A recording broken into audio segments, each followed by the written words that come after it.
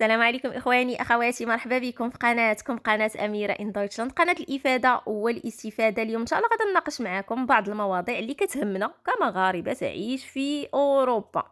نبدا لكم بآخر موضوع اللي هضرت فيه نيت كتبتو لكم في المنتدى.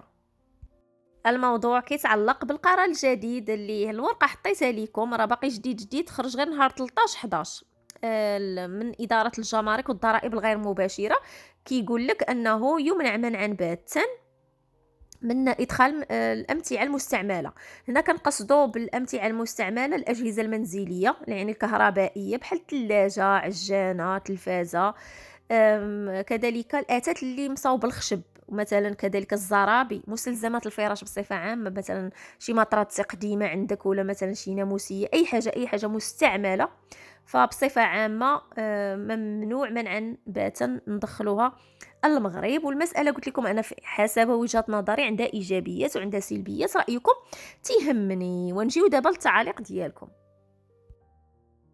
وصراحة كما كنت متوقعة أنه الأغلبية غادي تشوف أنه قرار صائب، لأن الإيجابيات صراحة هي أكثر من السلبيات، وهذا هو رأيي الشخصي والصريح. بالنسبة للتعليقات اللي ترفض ولا ما عجباش القرار، مثلا بررات الموقف ديالها أنه الآلات الكهربائية ديال المغرب واخا تكون جديدة، إلا قارناها مع المستعمل ديال ألمانيا تيكون حسن، يعني جودة. مثلا هذه رأي ديال واحد الأخت أكيد يحترم. هنا أنا هذا الرأي بالضبط نعلق عليه، حيث من تجربة شخصية شريت في المغرب ثلاجة وماكينة الصابون. من ناحية الفاعلية إلى يومنا هذا دابا شي 6 سنين طوب، ما عندي ما نقول. خديت بوش وخديت سامسونج في الثلاجة. غير نقولها لكم بكل صراحه، لاحظت انه كما قالت الاخت كنهضروا على الجوده ديال شنو نسميهم، المعايير، كيفاش كيتبنى كيتصنع هذاك الشيء. جوده تيكون ناقص على هنايا، هذه ملاحظه يعني. وانا كنشري كنحل الثلاجه كنلقى هذاك الشيء بلاستيكي كتار، ماشي بحال هنايا داك الشيء طوب في الكاليتي كيبان لكم. حتى بعض يعني في السنوات الاخيره هنايا ولاو كيعتمدوا ولا كيهتموا بهذاك الشيء ديال الطاقه، يعني ممنوع منعا باتا نشري ثلاجه كتستهلك اكثر من واحد القدر معين، يعني مخدومه بواحد الطريقه ديال الاقتصاد في الطاقه، في الكهرباء الا بغينا نقولوا. يعني مثلا انا كنظن في المغرب مازال كاين مثلا لا تلفازات لا ثلاجات لا شحال من حاجه ما كيهتموش بهذا، يعني ماشي يقدروا يشريو من دول اخرى. فلهذا هنا كاين هذاك الشيء كيتخدم بتقنيات حسن اكثر، يعني داك الشيء علاش الاخت قالت جوده احسن تنتفق معاها. ولكن في الفاعليه كنأكد لكم، يعني هذه تجربتي الشخصيه. مثلا الماكينه الصابون اللي خديت من المغرب ديال بوش كنغسل بدومول روسمار، راني قلتها لكم والله الا صدقات احسن من ميلي اللي احسن غساله كاينه هنا في المانيا. كنا عارفين نمبر 1 ديال المانيا هي ميلي. فهذه النقطه الثانيه، الالات اللي ديت من هنايا، ديت فران وديت ماكينه ديال المواعن. خديتهم الفران خديته من امازون، والماكينه المواعن خديته من ايكيا، كان في الفندق روبي رخيصه بزاف. وحتى هذه يعني المهم ضربت حساباتي لقيت ان الثمن الا شريت من المغرب غادي تطيع ليا غاليه بزاف، هاد الاثنان بالضبط. وكذلك هنايا خديتهم من الفندق روبي ومن امازون، كان في توب انغيبوت. ودابا خدتكم دابا وانا باغا نشري باك اوفن، يعني فران بحال هذاك ديالي في المغرب، لقيت الثمن ماشي تضرب في اثنان، لا تضرب نقول لكم شي 4 ولا 5 المرات، حيت فعلا ديال المغرب صدق ليا رائع جدا الفران. هذاك النوع اللي كيتغسل الراسو كيتمسح الراسو كيتبروغراما فيه بزاف الاشياء زوينه بزاف. حتى الدار ماما براسها ملي كتمشي يعني لداري كطيب فيه وداك الشيء كتقول لي الهام هذا الفران ما كرهتوش، هي براسها ما كرهاتوش، ديال الضو بطبيعه الحال. المهم فبغيت نقول لكم هذه بالنسبه للتعليق ديال الاخت. كاين تعليق اخر اللي تيقول انه كل شيء ولا في المغرب، والمهم مساله الازبال. لاحظت انا كاينين شي تعليقين ولا 3 بحال هكا كيعتبروا الاشياء المستعمله ازبال. انا اخواتي ماشي معكم فهاد. علاش نقول لكم علاش؟ حيت انا بالنسبه لي الزبل حاشاكم ديال هنا ديال المانيا والله الا بعض المرات بعدا نقول لكم، يعني هذه تجربتي. كنمشي كنت كنبني كنرمي، كنلقى الناس كيرميو وداك الشيء رائع جدا. والله الا هذاك الشيء، لا مثلا كنقول مع راسي غير انا براسي راه هذه راه حرفه نقدر نديرها، ديال نبقى ناخذ هذاك الشيء اللي كيتلاح ونبيعو، يا هنا يا نديه للمغرب نبيعو. وفعلا الناس غادا تكون شاكره وفرحانه بزاف، لان الكاليتي توب. تشوفوا الملايين كتلاح. ما تنهضرش لكم على المقالي مصدين، ولا انا بالنسبه لي هذاك هو الازبال. شي تلفازه خاسره، شي راديو ما نعرف كيفاش داير، شي فوتوي محروق. انا بالنسبه لي هذاك هو الازبال، يعني فيه ديفو كيتسمى الزبل حاشاكم. اما بالنسبه لهذا الشيء اللي مستعمل وباقي كيبان زوين، كيبان نقي، كيبان جديد، كيبان، هذا ما كيتسماش انا بالنسبه لي ازبال. وانا هذاك الشيء علاش كنختلف مع جميع الناس اللي قالت تقول انه نيت هناونا من الازبال. اصلا شكون ما عرفتش، انا بعد الجاليه المغربيه اللي عايشه في المانيا كتبان ليا عمري انا ما لقيت شي واحد في المزبله حاشاكم تيساين بحال هذوك الرومانيين. وكاينين بعض الدول اللي واقفين، وهذيك هي المهنه ديالهم، كيسين غير شي واحد يلوح شي حاجه باش ينقز عليه.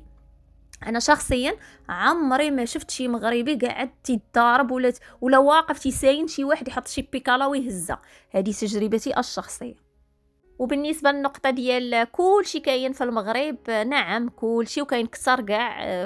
غير هو الاثمنه تتكون طالعه بزاف في بعض الاشياء، ورخيصه بزاف في بعض الاشياء. واكيد مثلا بالنسبه لتجربتي الشخصيه نرجع لكم ليها، كنت باغا نشري فوتويات من المغرب. راه حنا بريوسنا ما فينا ما يهز الثقل ويتم غادي مكرفص ومعذب. حيت كما تتعرفوا وعاد المشكل مع الجمارك، خاصك تعشري عليهم وكتبداي التواي المهم. فبغيت نقول لكم كل شيء كاين في المغرب، ولكن الاختيار قليل، خاصة بالنسبة للأثاث اللي تيكون مودرن وتيكون غالي جدا. راه ما كنهضروش على مضروب الثمن، لا لا، كيكون مضروب في عشرات المرات بعض المرات. وخاصة نهضر لكم على شيت الكوير، خاصة على شيت الكوير الحقيقي، ماشي داك الاصطناعي اللي كيبدا يتقشر مع الوقت. فاكيد المغرب فيه بزاف الاشياء زوينه وكنجيبوهم معانا. حنا غاديين جايين، ها غاديين جايبين داكشي من المغرب اللي كيعجبنا، وكنديو من هنا من داكشي اللي كيعجبنا، وبطبيعه الحال تيناسب جيبنا.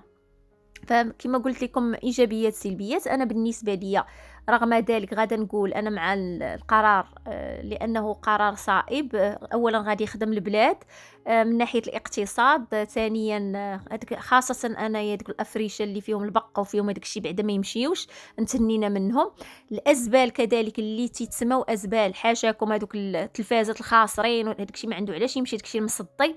يعني انا مع القرار بخصوص هذا الشيء، ولكن ما كرهش يخلي واحد الجزء الناس اللي عندهم ديور في المغرب انهم يفرشوهم على خاطرهم، انهم يسمحوا ليهم مثلا يديو الالات المستعمله ديالهم نيت. مثلا اللي عندك شي وثيقه كدل ان ديالك، فلما لا؟ يعني كنقول انا من الاحسن كون يديروا واحد الثغره ثغره لهاد الناس هادو اللي عندهم ديور في المغرب. خصكم كملت وساليت، انا فقط تنفكر في هاد الناس هادو اللي تنقول كون صراحه هاد المساله ما كانتش غادا تعجبني انا في هاد القرار. ولكن بصفه عامه قرار زوين بزاف، وخاص فقط الاختيار عاوتاني يكون في المغرب كتير، والاثمنه تنقص شي شويه.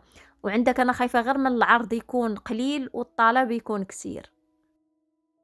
غادا نجيكم دابا لواحد الخبر اخر اللي تا هو كيهم صراحه الناس اللي ساكنه في اوروبا. المساله كتعلق بالهندسه الوراثيه، فيتم مشاركه معكم الحشرات من بعد ما المفوضيه الاتحاد الاوروبي كانت وافقت على هذاك القانون ديال ان الشركات تستعمل في المنتوجات ديالها الغذائيه البروتينات ديال الحشرات. ودابا حاليا المشكل ديال الهندسه الوراثيه اللي تا هو هاد المفوضيه ديال الاتحاد الاوروبي تريد تخفيف هاد القواعد. كما كتعرفوا كاينه صعوبات، كاينه ماشي في اوروبا كلها، كاين اللي كيشري هذاك مثلا من امريكا ومن الدول اللي كدير هادشي ديال النباتات المعدله وراثيا، كيشريو الصوجا، كيشريو المايس اللي هو الذره، وكيعطيوه هنا للعلف الحيوانات. وكما تتعرفوا اي حاجه من يعني منتوجات اللي خارجه من هذا الشيء تتسمى منتوجات معدله وراثيا. هنايا المشكل اللي دابا كاين حاليا، هذا القانون هذا يقدر يصادق عليه، لانه صراحه كاين ناس دول موافقه وكاين ناس ما موافقاش. نقول لكم المانيا من الدول اللي حسب الراي ولا الاراء اللي قريت انها ما موافقاش، خاصه مصلحه المستهلكين اللي كتشوف ان النباتات المعدله وراثيا تقدر تكون عندها مشكل للصحه في المستقبل، حيت هي دراسات دارت، ولكن دارت على واحد المده ليست بكافيه باش نعرفوا في المستقبل واش غادي اثر على ولادنا وولاد ولادنا وحنا بريوسنا من هنا لواحد ما نعرف شحال من عام. يعني هي تجارب فقط دارت غير مده وجيزه. فبالنسبه لهذا القرار هذا ولا هذا القانون هذا، نقول لكم شنو باغيين يدخلوا الطريقه اللي كتسمى داك مقاس كريسبر الجيني، كيقطعوا واحد اللعيبه. المهم نخلي لكم واحد الرسم هنايا، كيقطعوا واحد الحاجه وكيلصقوا واحد الحاجه. الهدف من هذا الشيء كامل في الهندسه الوراثيه ديال هاد النباتات هو مضاعفه ديال المنتوج. هما دائما كيتوقعوا لينا في المستقبل غادي تكون واحد المجاعه خايبه خطيره بسبب هذا التغير البيئي، فلهذا هما كيفكروا لينا من دابا خاص الجسم ديالنا البروتينات، وخاصنا كذلك الانتاج في هذا الشيء ديال الحبوب، وهادشي خاصو يتضاعف، وباش يضاعفوه بالهندسه الوراثيه. المهم انا رايي الشخصي والصريح انا ضد اي حاجه تبدل في خليقه سيدي ربي. وكذلك انا مع الراي القائل مازال ما عرفناش هاد التجارب هادو واش بوزيتيف غادي يكونوا من هنا المستقبل مزيانين ولا خايبين، ما عرفناش. فرايكم يهمني كذلك. المهم انا باش نقول لكم هذا الخبر مازال ما تصادقش عليه، وان شاء الله نهار يتصادق عليه غادي نجي نقولها لكم في الفيديو بحال هكا فيديو ديالي.